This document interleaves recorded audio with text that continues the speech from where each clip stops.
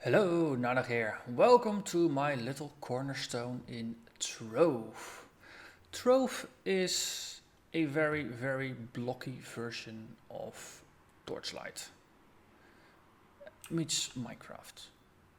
Sorta. Kinda. It's, I don't know, they put an interesting spin on a combination of both genres. So there's some crafting table things, you can loot stuff, you can store stuff. Refill my flask. You can change the looks of your character, you can build stuff. And you have a cornerstone, which is basically a plot of land that goes infinitely up and I think infinitely down. And whatever you build on that is yours and nobody can mess with it. People can enter it, but nobody can actually mess with it. So, and I don't have multi-dump.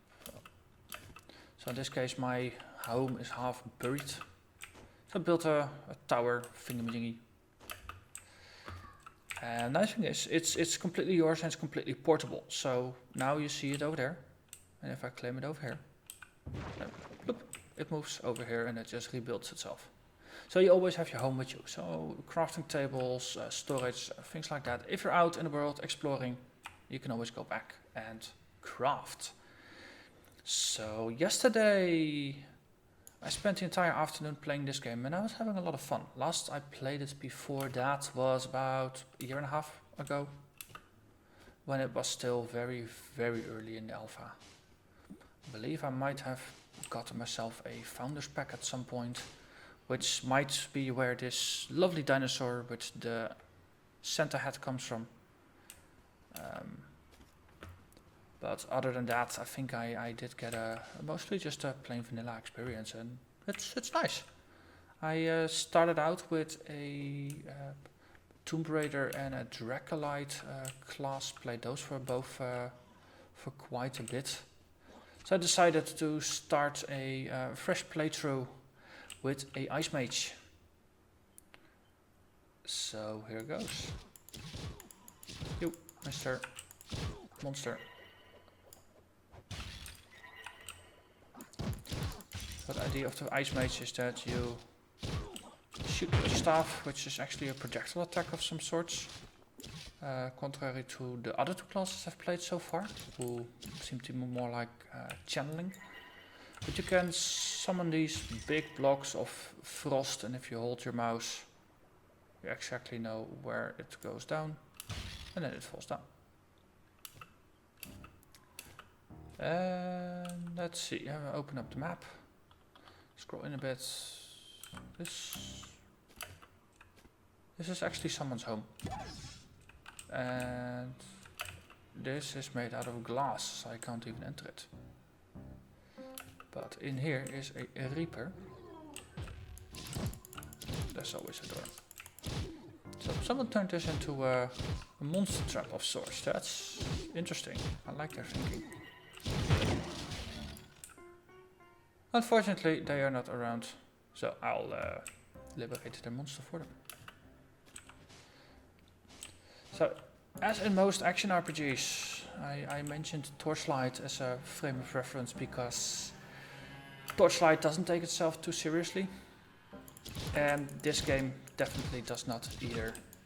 The skill names for most of the classes are punnier than punny. But the gameplay is fun nonetheless. So there's a dungeon here that someone already seems to have cleared. Yeah, there's a portal, completion portal. So let's not go there. Ooh, that purple stuff over there. If you hit top, you can shift between adventure mode and builder mode. And then you can use your laser to extract the purple blocks out of the ground. And you use those for various forms of crafting, so they're useful to have. It's also nice. I have some bombs which I can use to explode things and see if there's more blocks underground that might not be immediately obvious. So that's a person over there. Let's hope I go this way. See if they haven't done this area yet. Oh, another. So, yeah. And there's one block that escaped me. So that's the reason why I try to use the bombs. Okay, so this game has multi-jumping, and via items you find you can actually increase the amount of jumps you have available to you.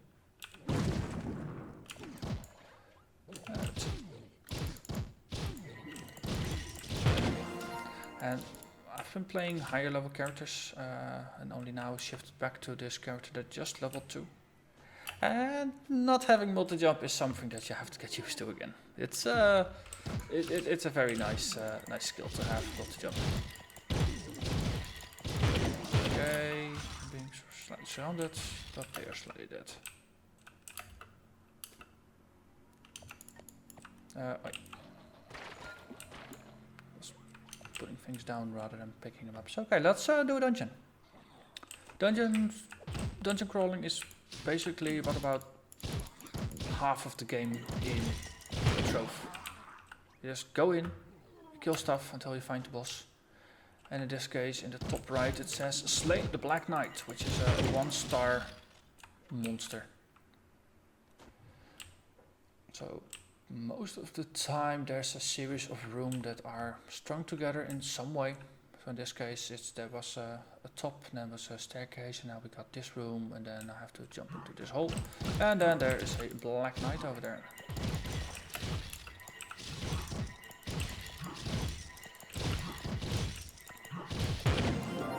And we killed him, and I leveled up, and I gained access to another ability. Also a chest pond, which contains loot, shiny green loot. So if you hold E, you hoover up all the loot nearby. So let's see what we got. We got a Betty baton, and we got a headhunter's hex stick, which is also a weapon, incidentally. But this one is the best. So you can apply different cosmetic looks to your gear. So that's why once you have the loot disassembler in your base, you can basically just pick a look that you like and then just stick with it. So let's go with the chili channeler for now and get out of here. So let's head over that way to the next dungeon. Let's see. Oh, actually before that, what did we unlock? Frozen wards. Increases movement speed, damage and attack speed of the Ice Sage. Any damaging attack that would do more than 10% of the maximum health is absorbed, breaking the ward. So I just want to keep this one active. It seems like. Okay. So there's a number of different biomes, as you would expect from basically any voxel-based game these days.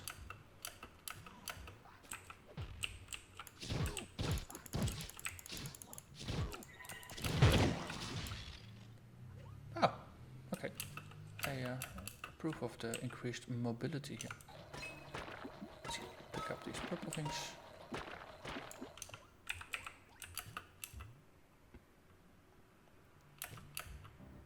Shift over from the undead area to back into the green area. Well, actually we needed to be in the undead area anyway, because there was a dungeon here. Cursed fail.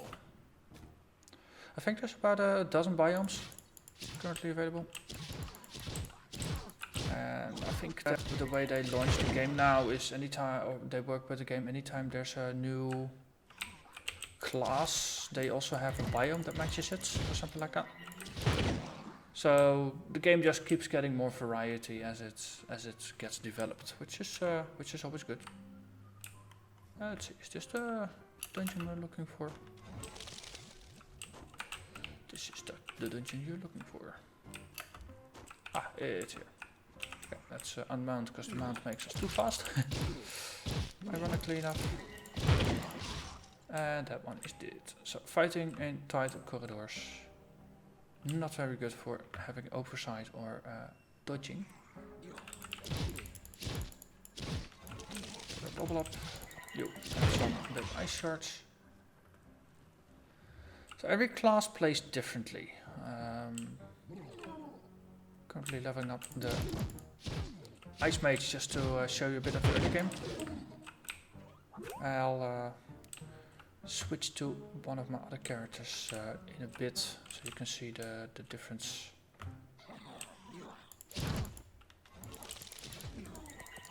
Because that is something that adds variety. I mean, each of the classes doesn't really have a lot of different skills. And you got your primary attack. In my case, that's I shoot some kind of ice missile. Then I have the ice crystal on my right mouse button. Then I can put my shield up. And I haven't even unlocked my ultimate yet. Let's keep going until I got my ultimate, and then I'll switch characters. So progression in this game seems to be part by just leveling up your character. That's one part.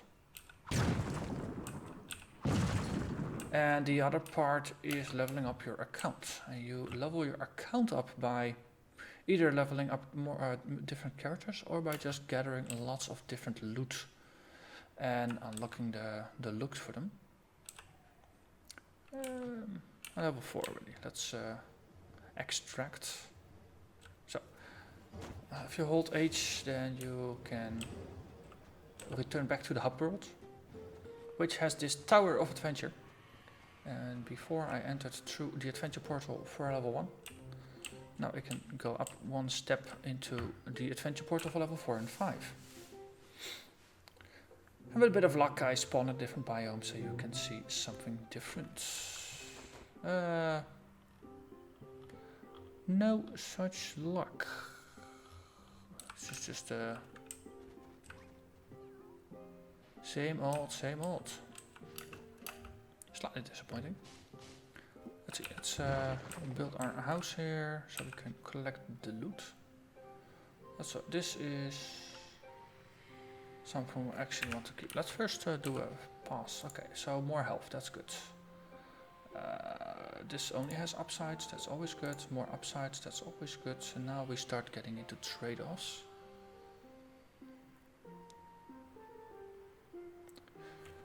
Okay, let loot collector, you, and you. You see that I get some flux for all of them. I get the Headhunter's Hex Stick as an unlocked style, and the same for the Batty Baton.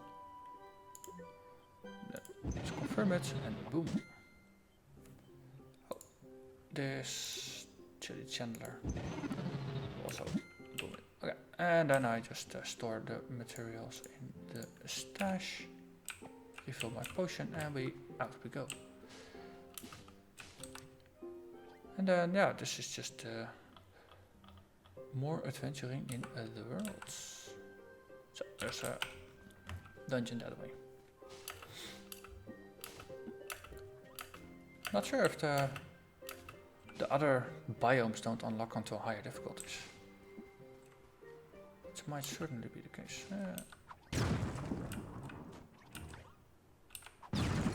So, it's also a very good way to just get more building blocks in case you want to expand your home. That looks like what we had before. They do seem to generate variations of the levels, so let's see if this is exactly the same or different. No, so you see, there's a bunch of fire traps in here now, where before there were none.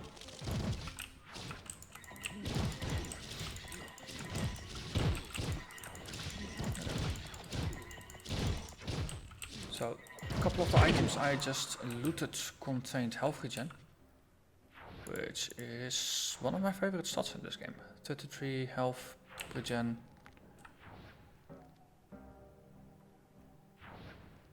Seems to be like per 10 seconds, roughly.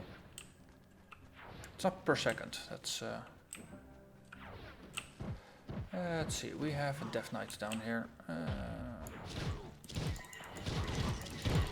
Just twirl around, summon shards.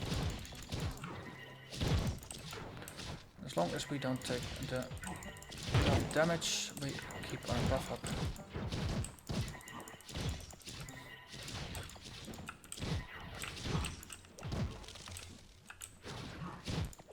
Also, let's not stand in things that could hurt us. Might be painful. Okay.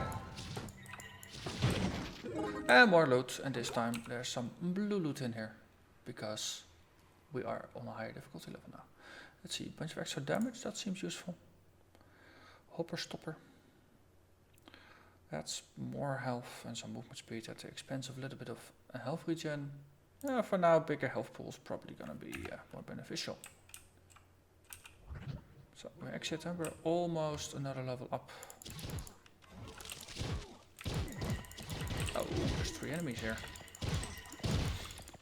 So the world is filled with random enemies, which is also a useful way to just level up, get gear. Well, more to level up than to get gear, since they don't often drop gear. I'm actually lucky now with the loot. But this doesn't happen too often. But this seems to be more of a side grade. Get a bit more health at the expense of some damage. Okay, and we have an ultimate ability. What's the ultimate do? Big Chill. Freeze and damage all enemies around the ice sage for 3.5 seconds. Any damage done to the frozen enemies is applied when they thaw. Ooh, cool. So let's test out with that guy, and then I'll briefly show you 2 of the other classes I got. So you. That's number 2 ability. Okay, so yeah, indeed, the health bar didn't move until he thawed and then instantly split. Which is a funny mechanic, I suppose. Okay, so cornerstone. Let's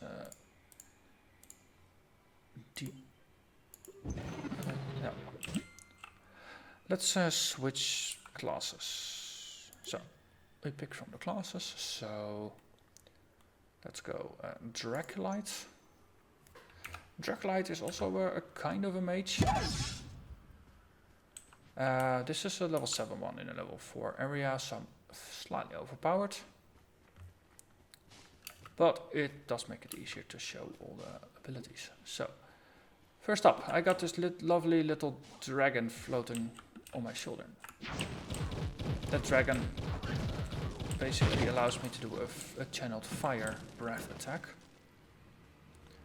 And by charging it up, you actually fill its belly with flame, so you can shoot your enemy with a burst of flame. And then by channeling again, now my little dragon is bursting with flame again, and then I can use my right mouse to instantly shoot an enemy for a lot of damage. So those are the standard bread and butter left mouse, right mouse buttons. And I don't think I can actually channel those. Did we clear this one already? No, cool. So we can just do this dungeon and I'll show you. Third ability, or basically the number 1 ability. I can put a bomb down. And if I do enough damage to the bomb, it explodes, dealing a lot of damage to everything, or all enemies around it. I don't actually get hurt by my own bombs. And presumably other players don't either. So this is a highly explosive character. Your melee range, your channeling, even though this would traditionally be more of a wizard build, very, very squishy. It actually, if you put enough health regen on yourself and have a decent health pool, you can last for quite a while. So, but down below we have a Death Knight as our boss. And in down there, I'm gonna switch to my ultimate ability, which turns me into a serious big dragon. With all the other abilities available, but I take a lot less damage, I'm way more stable, and I just do more damage. So, yeah, that's a nice touch that you just get turned into a dragon.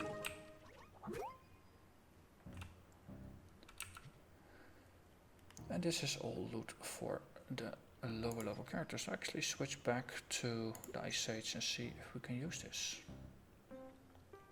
That's one way you can actually combine all your characters. I mean, all these items have level restrictions, so this is a level 4 area. So I get level 4 items. there's nothing to stop you from just going in with a higher level character to actually clear things you can't handle. Let's see, final class that I want to show you is the Tomb Raiser, which is basically a necromancer by another name.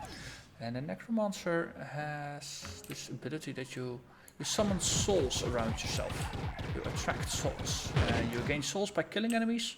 There's now 2 swirling around me, and over time you get multiple as well. You can have a maximum of 3 souls swirling around you, like happens now.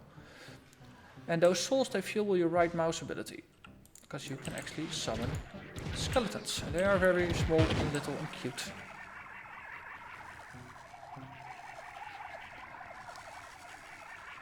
And your left mouse button attack actually heals your minions, so you can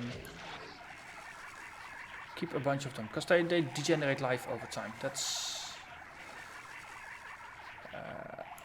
other games have had that mechanic as well, as a way to just keep your pets under control. I can't actually remember what games did it, but I know some of them did.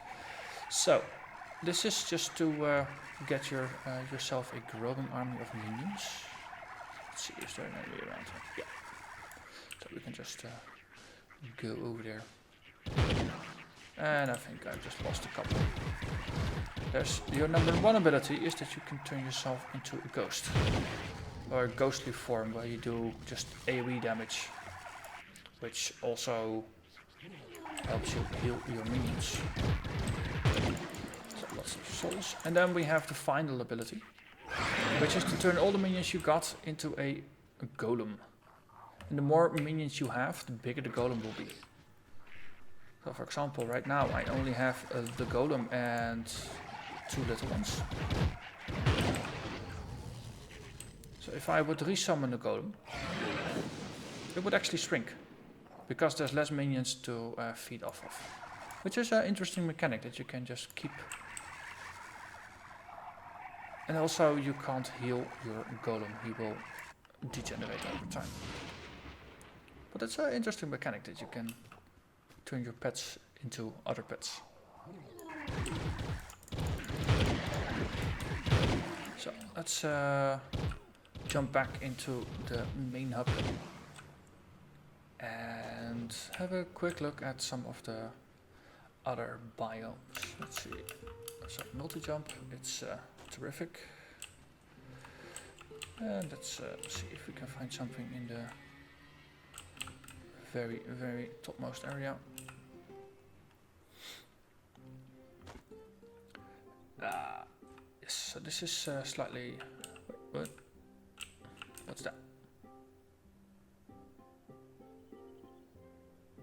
Okay, that's a total.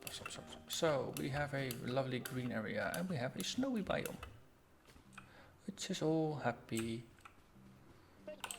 And also a nice thing, if you put your house down, the colors change slightly depending on the biome. For example, here it's actually purple and yellow, the way I intended it. With the nice torches on top. Looks like a nice medieval castle, right?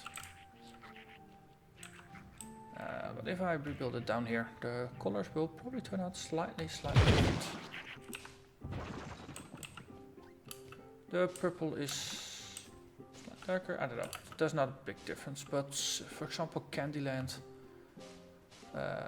Looks like we have a desert ahead. Yep. There's also a candy-inspired biome. There's the desert biome. And there's, as I said, there's about a dozen of them. There's also one with a bunch of water and pirates in them. And I'm looking for a plot, but of course. There, another. Well, so we build it. Oh, colors not changed too much. Some of the biomes, they really make it tricky to guess what the colors are. So, hello. Skeleton guy, something? Here, have a go. So, And in here you have more missions. So for example, here is this road. We can just follow road up and down, and then there's a portal over there. And we can actually use the portal to get probably higher up this big cactus. And further ahead there's an hourglass shaped level. There's lighthouses, there's pirate ships, there's tombs, there's cities, neon cities. It's pretty cool what they've done. And also the objectives are different. So here there's a boss. Previous time I went in, I had to clear the entire room out of from monsters. Why is there spiders coming off of the cactus? But as I said, this game, it doesn't really take itself too seriously, so they just go for whatever is fun or crazy or both. And yeah, it's just it's a nice crazy ride. That's just mostly just enjoyable. It's not too hard. No, there's only a couple stats. There's only a couple abilities. But there's enough classes that you can just unlock by playing the game.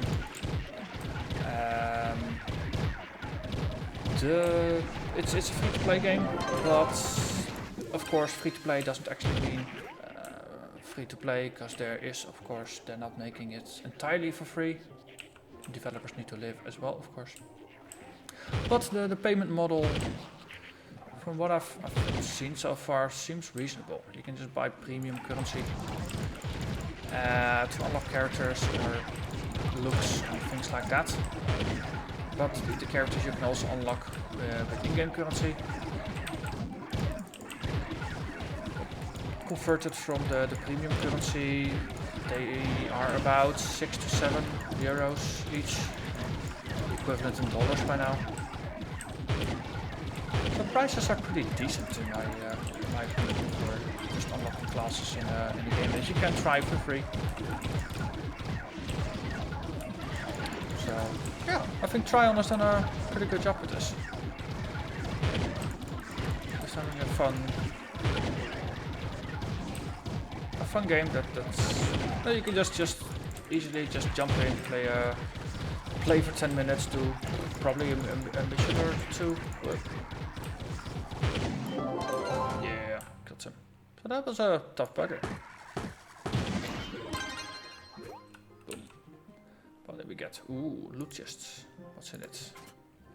I got some common flux, which is contrary to what you would expect. Flux is not a disease, it's actually a currency, which you can use to buy fishing rods and lures and all kinds of in-game things like that. And of course, nothing really is an upgrade. Exit, there. So, yeah. If you haven't played the game yet, try that. Might be fun. I think that they got a refer a friend type of deal. I'm not quite sure how that works. I'm actually gonna look into that before I post this video. So check out the description below to see if there's any benefits in it. I'll probably provide a link in the description that you can use. So with that, I thank you very much for watching, and I hope to see you again next time. Bye bye.